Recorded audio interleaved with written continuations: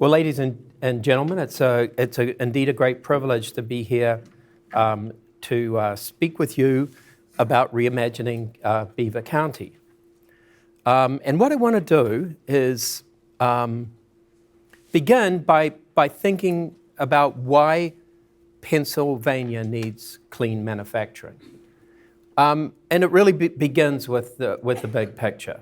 So this is this beautiful earth that we live on, the only place in the universe that we really know that life exists. And what's important really about the earth to us is the ecosphere. We have an ecosphere. And the ecosphere is this gossamer thin layer on the surface of the planet.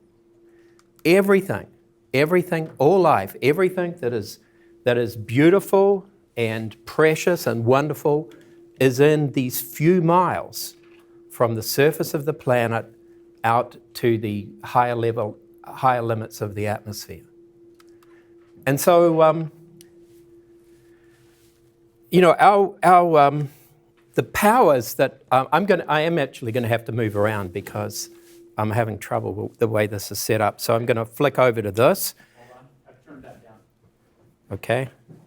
And so the powers that science and technology have given us bring enormous responsibilities for managing this incredible power that we've had. Our species has never had this before. We've never been in the situation where we have the power to really advance life or extinguish life. We most certainly have these powers now. So in this ecosphere, we've built an economy, which is all the things we do that make our highly structured civilization work. And critical things for the economy are energy and toxics. Critical thing for the economy and for sustainability. These are the really two big things, energy and toxics, as we will see. Now, what happens to run that economy is that we extract materials from the ecosphere, maybe a little bit below the ecosphere, but pretty much from the ecosphere. We then bring them into the economy and we process them in technologies invented by chemists. And when you think about each of these technologies, there's always a risk involved. And the risk is composed of two important units or quantities, the hazard, the inherent hazard, and the inherent exposure. So if you have a huge hazard, you have to have a tiny exposure. If you have a tiny hazard, but a huge exposure, you'll also get a big risk.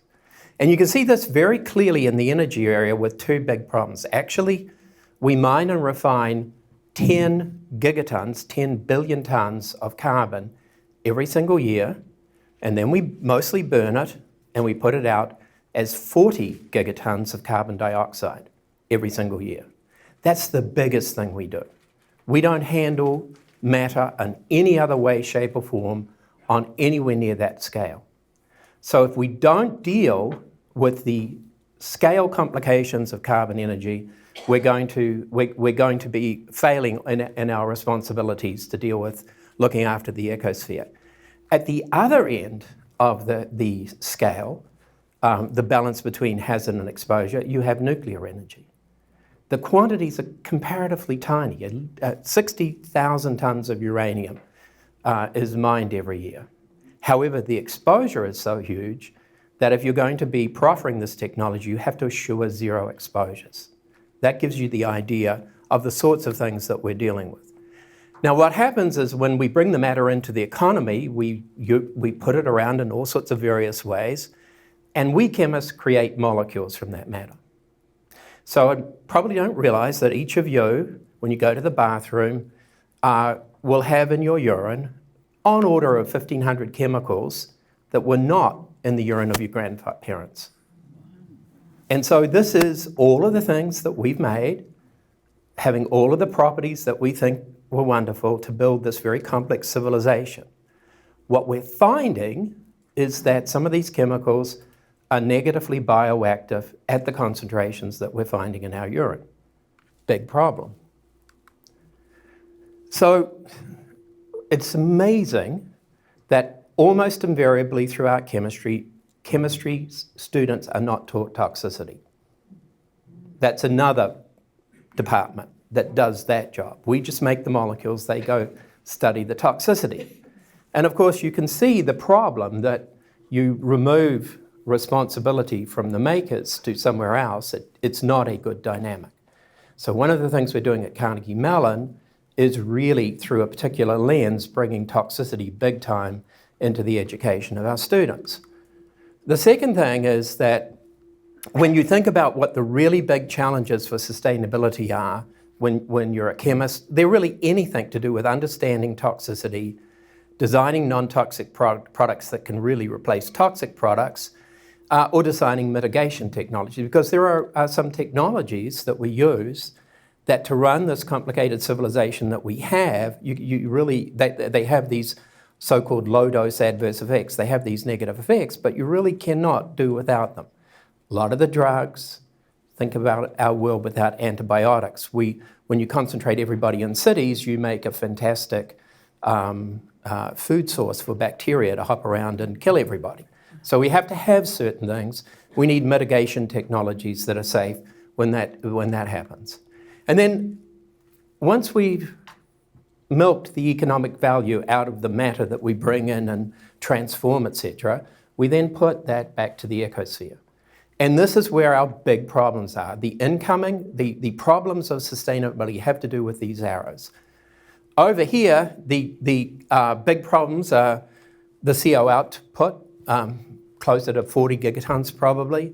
Trace micropollutants. So we know that in the reaches of the Harrisburg River, as I'll tell you, we've lost our fish populations. We know that certain of the chemicals that are in that river that we've made can produce these effects when we study them. And so they're called compounds that are toxic at very low doses or very low concentrations are called micropollutants. And we have a large number of them, about 100, 50 of which are quite serious, coming out of our municipal water plants into our rivers because they're very persistent compounds and the technologies we use to treat them before we get to release to the rivers are not effective enough. We're working on that problem at Carnegie Mellon. All right, so this is our answer in energy as far as I'm concerned. I mean,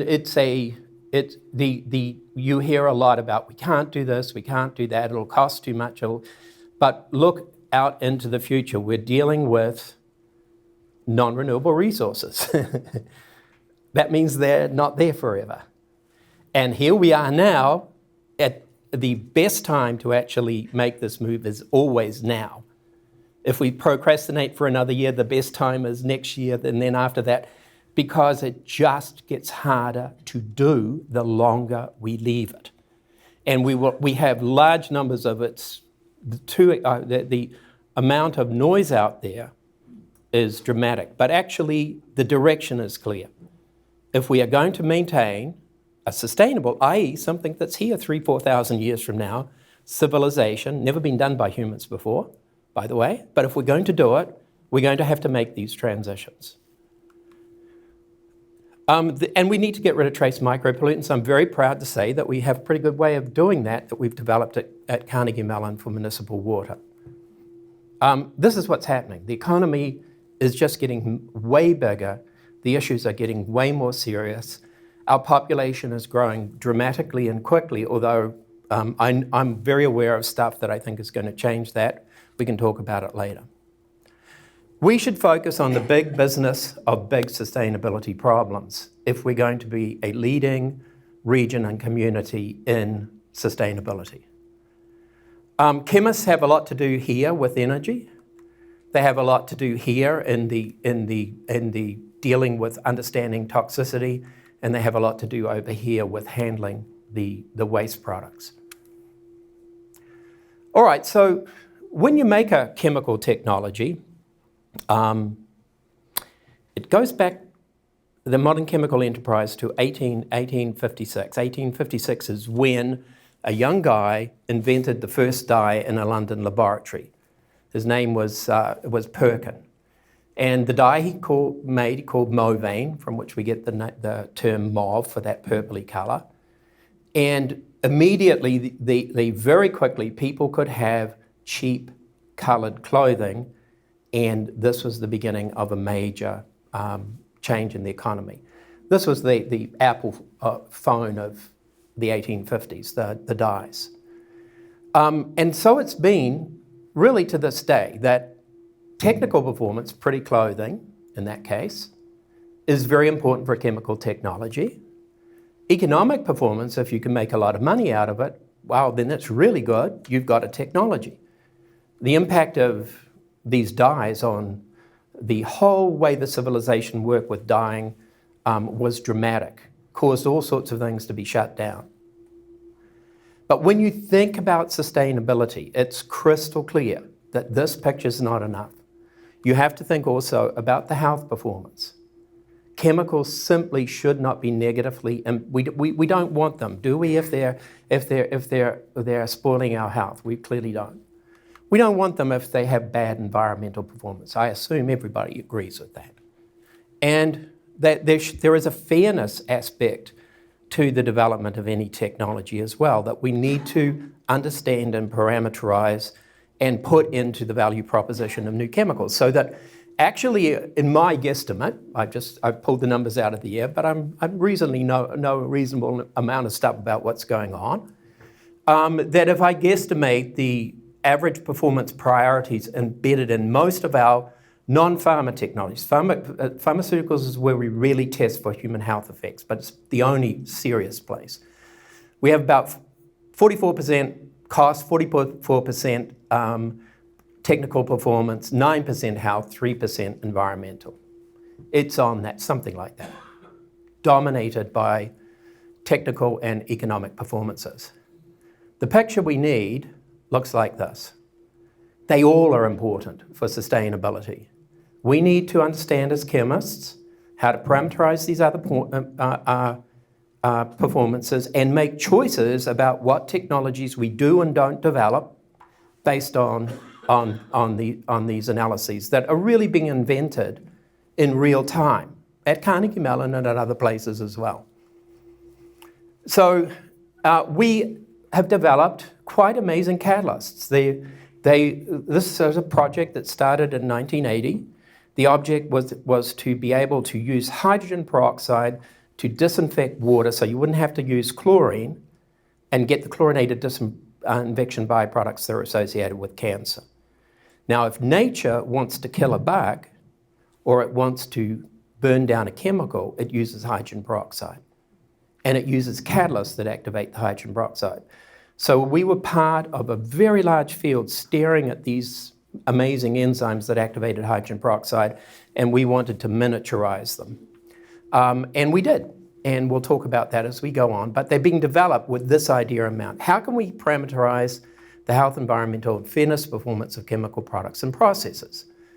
Well, this brings us to thinking about, this is the essence of the questions that your community is facing right now. When you think about energy and the whole country, sustainability is really the direction you're heading in at any given point in time. You can't be absolutely sure what the end point is like. You can say it should look like that and work, and that's entirely appropriate. But certainly, if you're heading the wrong way, you're not going to get to sustainability. Now, let me tell you, probably one of the biggest strategic blunders of this century was the development of natural gas through the fracking business. This was a time we really needed to get off carbon, but we didn't.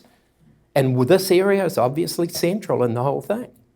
Net result is, do you think these machine gun hurricanes might be related with to that choice?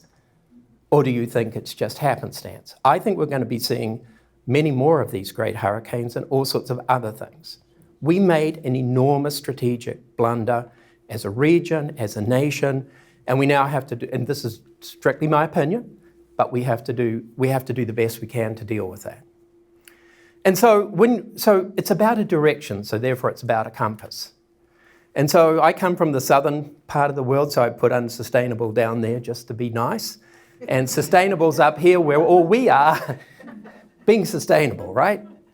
So actually there are there are two ways that technologies interact with the ecosphere to make things unsustainable or sustainable. First of all, and these are the people, the tremendous thinking of my great friend Karl-Henrik Robert and Goran Broman in Sweden at the Blinker Institute of Technology is key to this, as well as Stephen Covey's work on thinking about things.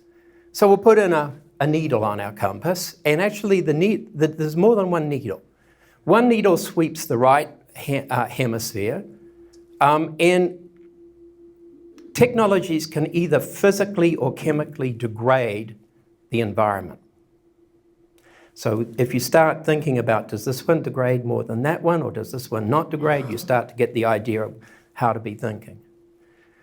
And of course, if you have something that's really as physically degrading as you can possibly get, and let me tell you, mountaintop mining coal mining is pretty close to about as disastrous as you can get. And the Canadians are beating us, by the way, with tar sands or oil sands, but that's hardly any claim to victory. What you need to do is, this is where these clearly point distinctly in an unsustainable direction. And what you obviously need to do is you need to move them up there somehow, and over time do that process. Now, are we going to do that by doing natural gas? We are not. Impossible. But solar thermal, wind PV give us much better options. Everything has a little bit of a negative about it. But in comparison to the carbon and nuclear negatives, these are tiny. The other thing is that technologies can be toxic. And so again, coal is a very toxic technology.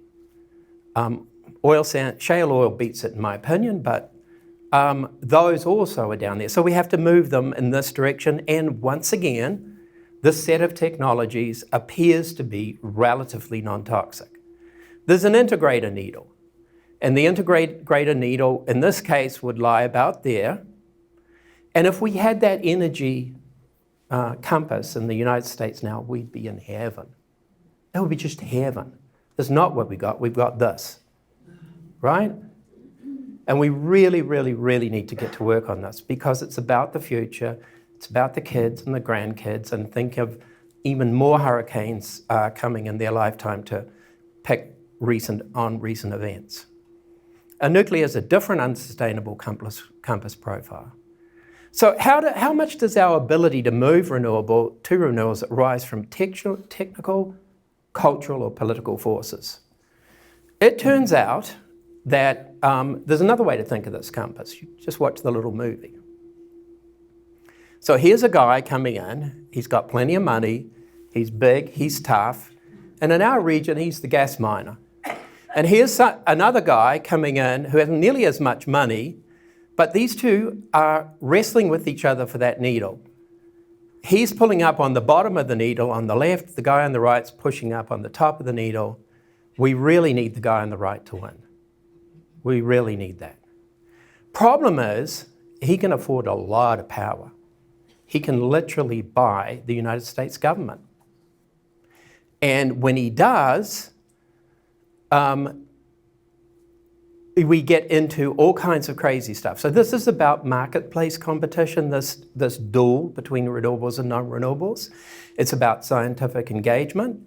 It's a political tournament par excellence. And right now, the guy on the left is, as I look your left, is winning big time. And it's a public opinion contest. So that what's going on here is very important. It's dominated by that fact. The money, the big concentrations of money are behind the carbon, particularly the carbon industry. Oh my goodness. He doesn't have to cost account the injuries he's inflicting on the future. So with energy, most money's leading the world down deadly unsustainable paths. Good sense, goodness itself, and the future good are all trapped in this dynamic. There's a judge. There's a judge, Mother Nature, and Mother Nature is a positional negotiator. Those are the guys who says, this is my position and I'm not changing it. And she'll tell you what her position is through science, but she isn't going to change it. And so Mother Nature is already angry. You can see it very clearly. And we are paying the price of her anger. Could any amount of money made today by the... See, we're really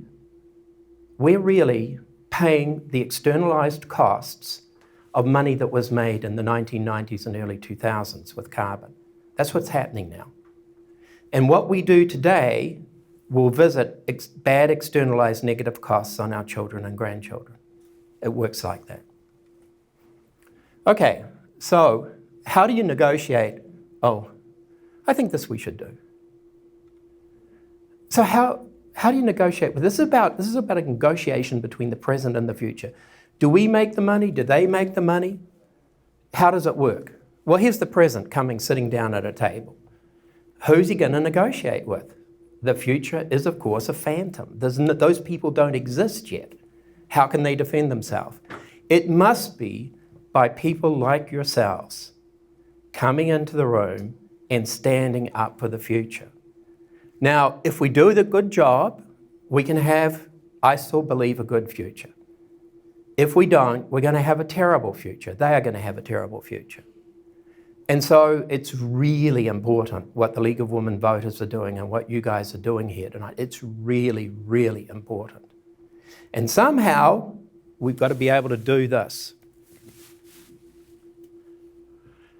All right, so green chemistry is the design of chemical products, and I'm not going to get through my talk, unfortunately, but I'll do my best to speed through. It's the design of chemical products and processes to reduce or eliminate use and generation of hazardous substances. Two important words are design and hazardous. You're designing against hazard. The bigger the hazard is, the more important the problem is. And so if you actually rank the problems of green chemistry as I do on a bookcase, it turns out the simplest ones are where people clean up syntheses. Those are not big sustainability problems, although they're important.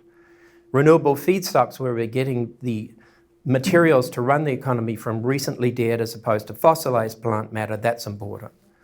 The safe energy is critical. Toxic elements, getting rid of the toxic elements is critical. Think of the lead issues that we have. Persistent molecular compounds, making them and putting them out is a real problem. And most of all is the endocrine disruptors, the chemicals that mimic hormones and that have enormous impacts. And because of time, I'm going to tell you a couple of unsavory things to know, but I think you should know them. So over the last, I talked about the chemicals in your urine. Since 1973 to about now, sperm counts in the western part of our civilization, the entire West, have dropped more than 50%. This is top quality data, and it's a meta-analysis of about 470 studies. You had to know China was in big trouble because they're very irresponsible with the exposures.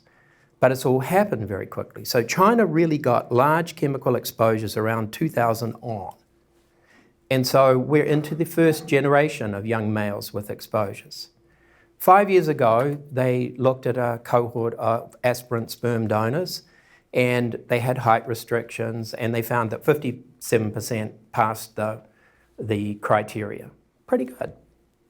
They did it last year. They took the height things off, and 17% passed. I guarantee that number's going south. And so, in a way, this is Mother Nature maps telling us we've got too many people because it is going to have that impact. And people are having 10% of all babies born in Denmark, which has a major endocrine disruption related problems, very visible in male reproductive potency. 10% of the babies are test tube babies that are born there. So this is a small hazard. This is a bigger hazard. This is a giant hazard. Toxic elements are a serious hazard. Molecular compounds are a bigger hazard, and endocrine disruptors that are responsible, I believe, and there are mountains of scientific evidence to say that that's correct, for the impacts on life. It's not just us, okay? You're feminizing male fish at 1 part per trillion of the estrogen that women take in the birth control pill. And that estrogen is designed by chemists to be resistant to degradation. There's only 10 millionths of a gram in the pill. Woman takes the pill, It controls her birth cycle. That's powerful endocrine disruption. That's under the control of the endocrine hormone system, the birth cycle. And then she excretes it. It got past her liver enzymes that burn things. It goes down to the treatment plant, arrives with the activated sludge, use similar kinds of enzymes. They don't get everything. Some of it gets into the water. We have no male fish, or no fish in the Susquehanna River in the reaches, the Harrisburg reaches, for example. So endocrine disruptor, how much time do we have? I'm okay? Yeah, until like 5 till. Okay. So an endocrine disruptor is an exogenous agent that interferes with the production, release, transport, binding, action, or elimination of natural hormones in the body responsible for the maintenance of homeostasis and the regulation of developmental processes. This is the biggest shock to ever hit the this is tectonic for the chemical enterprise. Every day, everywhere, chemicals that you're carrying in your urine, chemicals that are getting into rivers and lakes and the oceans, are bioactive and messing up hormone control of things at the concentrations that they are there. This is tectonic, all right? And so this is just simply a guy talking about the end of his fishing business on the Susquehanna. I'll go over that quickly. There are two great challenges of endocrine disruptors. First, how do you identify them? We're developing catalysts, and to get rid of endocrine disruptors from water. The organic compounds in our catalysts with peroxide catalyze a burning reaction. But I didn't know the catalysts weren't endocrine disruptors. I didn't know their products, when they degrade, weren't endocrine disruptors. So we're very fortunate because we have this wonderful group. And this is the key guy, Pete Myers here, who coined the term endocrine disruption in 1991. And is an adjunct faculty member of Carnegie Mellon, I'm very proud to say, and associated with us, of chemistry, and just won the Sierra Club Hero Award or something like that. But this group of people, we did this by over 5 years, having monthly phone calls, then 2 weekly phone calls, then weekly, and then almost daily phone calls, and 3 retreats, where somebody like me is going up to somebody and say, well, you're Mrs. Androgen, and you're Mr. Estrogen, and you're Mr. Thyroid, and you're Mrs. Pituitary. What tests do my catalysts have to pass by the assays you've invented to be sure they're not endocrine disruptors? And then we put all the tests in a tiered system called the Tiered Protocol for Endocrine Disruption and published it. Done with private money, it could never have been done with federal money. A little bit of federal money, but this is bad news for the chemical enterprise. So we assure new chemicals are not endocrine disruptors, and the good news is our catalysts, one of them is, but most of them aren't, and we won't use the one that is. And we actually now, that's a great relief to know that. The second thing is, how do you get rid of the ones you really need? Like, are we going to get rid of the birth control pill? Or are we going to do better treatment at the treatment plants as a way of mitigating that? Switzerland has regulated treating the wastewater coming out. You just tell me when to stop. The wastewater coming out of the treatment plant to get rid of these endocrine disruptors. And Switzerland's at the beginning of the rivers. It's at everything else other country is downstream from Switzerland. Nevertheless, they don't want these compounds in their rivers or their lakes, and they can tell that they have impacts there. So they're using either ozone or activated carbon. We believe with the catalyst we have much better technology. Again, won't get to it. I didn't get there last time. So, and these compounds are integral to our way of life. We've moved everyone into big cities. We have to have defenses and all sorts of things. So we do need better ways to handle the issues. So this moves on to TAML activators, and I think I'll just race through this and not even talk about it. I'm going to show you what TAML activators do. This describes how we design. There's a very long design process, and for time, I'm going to just hop right over it.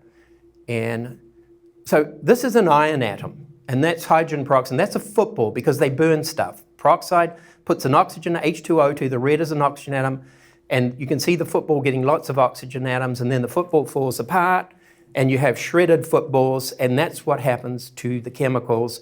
Just about anything can be that football if it's an organic chemical, and our catalyst will do that with hydrogen. Now, what is the football? It's any dye. Here's some dyes. You see what happens. You put peroxide in and nothing much happens, and you turn the stir on, and then you inject the catalyst, and notice what happens. So here goes the catalyst. And that's the rapid oxidative degradation of the dyes. They're all going to go colorless, and you're not only burning down the initial dye, but you're burning it all the way to minerals. Drugs, many of them, explosive residuals that last for decades and decades in the environment. Disinfectants. Phenols are a series of problematic chemicals. Smelly sulfur compounds. You can use them for sensors for blood sugar tests. Hormones, endocrine disruptors, pathogen, tremendous killing properties. It splits water. These are all good things that chemists get excited about. And I'm going to show you a video of mold stain removal.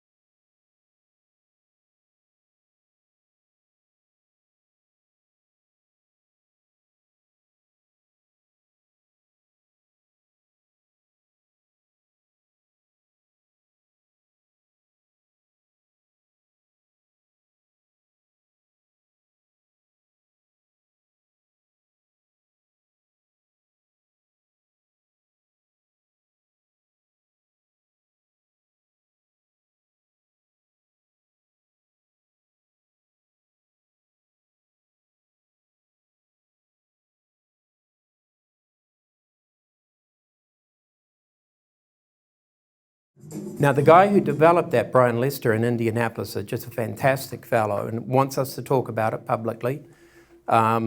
It's dramatically cheaper than the next cheapest process, which is to have two guys go in and take the solution you saw them spraying and brushes and scrub for 2 days. That's the catalyst. That's what great catalyst does. It speeds up reactions. And that's what you're seeing there. Now, we're talking about the milligram or two of the catalyst per house. Tiny, tiny, tiny quantities. A little, he takes a little spoon tip off the end and puts it in the solution. And when we come to water treatment, we're doing exactly the same thing. That's a bleaching, burning reaction. We're burning the compounds out of water. And our most advanced catalysts, which haven't got to the literature yet, we have patent filings on them, are of a potency that you'll treat something like with a kilogram of the catalyst, or which is you know what a kilogram of sugar looks like, half a pound. We'll treat 50,000 tons of water with a relatively small amount of peroxide and burn these compounds out. These are the most powerful catalysts, oxidation catalysts, across all of chemistry and biology. We started trying to mimic the enzymes. We've left the enzymes behind a long time ago. We have much, much more powerful catalysts than the enzymes. And I think at that point, I probably, do you want me to talk about this? Or this is the Appalachian, so I had, we should stop? All right, so this is the Appalachian Energy Manufacturing Infrastructure Revitalization Act. You have to watch this like a hawk. All right. What is it bill is going to do? It directs the Secretaries of Energy and Secretaries of Commerce in consultation with other relevant federal agencies to designate an Appalachian regional energy hub for natural gas and natural gas liquids, including storage and associated as critical energy infrastructure project. Designate one or more projects demonstrating direct. So this is where jobs, etc., are added to the picture. But the big desire of these guys is to get a lot of gas out of the ground very quickly and have control over it so that you can sell it, particularly overseas, and make a big buck quickly. That's the big goal. And then if you let them do that, they might give you a chemical industry. The unprecedented growth in natural gas and fundamentally changed the natural gas market and helped restore America's energy superpower. Not a renewable energy superpower, a old-style energy superpower. However, lack of infrastructure has meant much of the gas has been treated as locked in the region, depressing prices and limiting potential use of associated natural gas. This is straight from the senator of West Virginia who sponsored this. A feedstock for a variety of consumer Right now, due to lack of storage, this leads to natural gas producers losing value. And the ACC, the American Chemistry Council, the trade association, estimates that the project would create $36 billion in capital investment and more than 100,000 permanent jobs in Appalachia, which they say about 2/3 are real jobs. Now, Carnegie Mellon's doing a lot with robots, so we need to watch that too.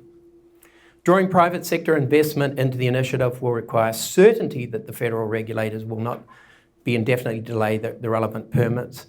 And so what they really want is to, as out of region and foreign sales, and they want to, it's about getting, this is what I'm saying, getting an energy hub here, no debate there, they agree. Getting the regulations and due diligence out of the way so that both the massive potential near and long-term implications of health and the environment and environments can be dispensed with. This is me, I've written this is my analysis. This means getting the infrastructure in place to get real-time control over the commodity. You know, if you're going to sell a commodity, you have to be able to pull a spigot and get a lot out quickly. So you pull it out of the ground and you store it somewhere. Maybe, where are they going to store it, right? Understand if this happens, you'll be in the middle of a heavy industry expansion that will impact every aspect of your life and environment. This may mean things like filling old salt mines with gas under pressure for spigot control over large amounts at any given time. The local ecology may well be devastated, but the profits for the gas miners will likely be huge. My analysis of the dynamics suggests that only when this energy hub is granted will you guys get a chemical industry with its jobs, so to speak. But it will be significant about the same old, unsustainable and toxic products, so that the region may well get hit by a vast toxification. The jobs may come at no small cost to your health and welfare and future. Do you want jobs so badly that you'll accept this? Or do you want much more? At the very least, you should know this.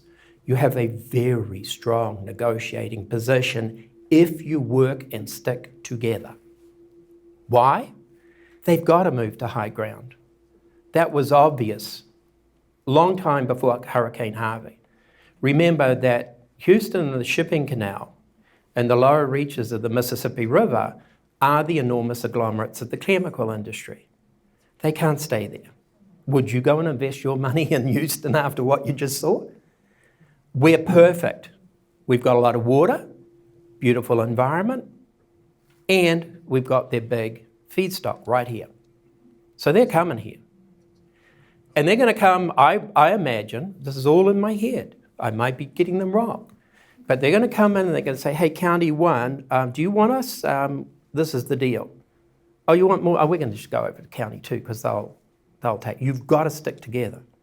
You've really got to get sensible about what they're about, what they want, and get the best deal for yourselves if it has to happen.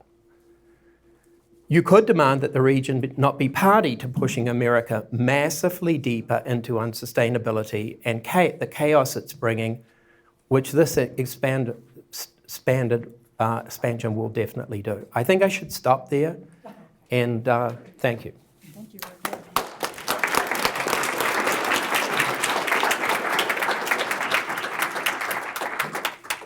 So we only have time for 2 questions. So there were 3 that came through very similar. In a capitalistic society where the incentive comes from business, how do we make these technologies profitable? And that's kind of along the same vein as why is progress so slow? So the answer to that is, I put it down somewhere. Well, I'll just speak up. The answer to that is the capitalist system doesn't work for sustainability. It doesn't work, all right? we externalize, because we don't consider health, environment, and fairness performances in the value proposition of these technologies we've built, we externalize the costs to future generations for the bad stuff. We take the money now, they inherit the disasters. That's the way it works. Like I said, we are now suffering hurricanes that I certainly believe have their origin in really what happened in 1980 with the federal movement towards carbon energy and away from the renewables that Carter had started. That's really where it traces its origin to. And the buildup of that carbon energy and the buildup of the gases in the atmosphere is really why we're seeing the ocean heating and the serious consequences.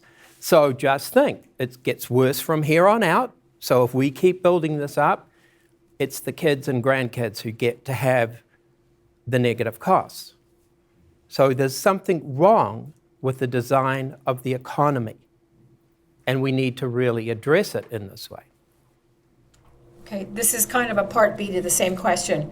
In terms of progress, have you planned to take this to Congress, green chemistry to Congress or the United Nations? Well, green chemistry was really started by the EPA, and Congress was very friendly. I think probably they wouldn't be very friendly to me with this talk if I went in there now on average.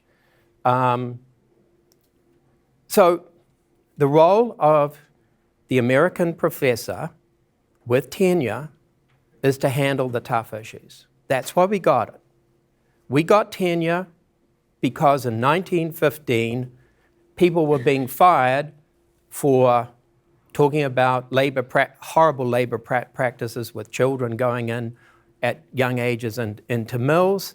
And anybody teaching Darwinism was likely, was doing it at the risk of their job.